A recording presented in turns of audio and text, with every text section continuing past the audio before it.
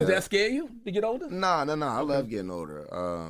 I think certain people get better when they get older. Like they start to, different stages of their life reveals things that their 20s and 30s never have. So I think that, I'm pretty much on my way to that, and I'm enjoying myself like at the age that I'm at. I love being this age. I love telling people my age and then being like, damn, because it catches a lot of people off guard, but it is what it is, though. But that's what I like about you opening up about the yoga and the hiking and whatever other mindfulness things you may be into. Because you talk about how the first cushion orange juice influenced the generation of stoners. I'm like, well, damn, what's this part two going to influence? See, that's the thing about the first cushion orange juice. It did inspire a lot of stoners, but it created a lot of bosses too.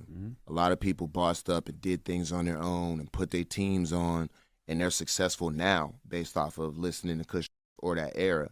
A lot of people was like, yo, I'm gonna grab a camera, or I'm gonna start promoting shows, or I'm gonna start a clothing line, or I'm gonna start a blog or whatever, and they're still like, they're successful. So like, that's what Cushion Orange Juice 2 is gonna do as well. It's positive thinking.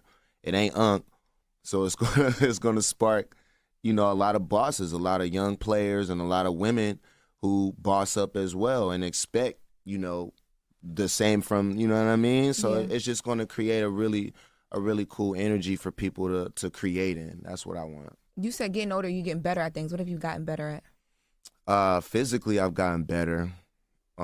Decision making, I've gotten better. Patience-wise, I've gotten better. Creatively, I've gotten better.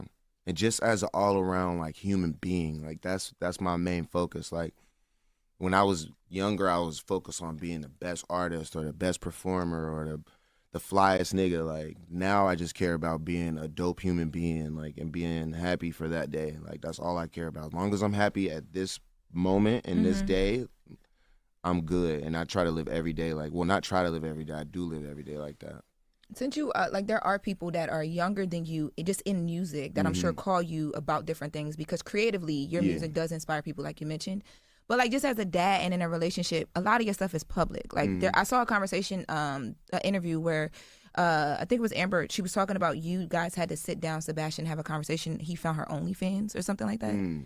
How do you guide, first of all, yourself and have that conversation with your son? But when your friends, your peers are calling you like, yo, my girl's doing this online, or like whatever, what's your conversation with people? Because you handle things so well and so gracefully. Yeah, I think I don't expect everybody to handle things the way that I do. So my advice sometimes is like, man, shit be fucked up, dog. Like that's just how it is. That's rude. But you have to accept it, and you have to understand that that's a part of it as well. And it be like that sometimes. But we make these decisions based off of what we think we can handle and what we can't handle. So, or you're given a lot of responsibility based off of what you can handle, and you don't even know you're ready for it like that. So if you really want this, you're gonna deal with the good and the bad. Like I'm built for it. I know how to smile. I know how to, put on a face in front of people who I know might have talked shit on me or tried to cut my throat or one up on, you know what I mean? But it is what it is. Well, I don't get no further by exposing all of that. I get further just by being me. But a lot of people ain't built for it like that. So, you really got to be like that. As a parent, though, are you ever really ready to have those like really public conversations with like that's such a public thing to have to talk about and your child to see, and then in private you have to deal with it, but then also in public you have to deal with it because then y'all talk about the fact that it happened? I think like me, I just keep it pushing. Like as long as I'm good, like in the household, you're gonna have to deal with that or things like that regardless. If it's not even directly involved with you, you're still gonna have to have some type of conversation like that with your kid, and it's not easy for anybody. So as soon as they start finding that stuff or looking at that stuff or hearing things about, it might be their parent, it might be their sibling, it might be, you know what I mean? It could be whatever. There's no age limit to that either. It happens through their teens. It's going to happen in their 20s. Oh, I heard your son is out here, da-da-da-da-da. Right.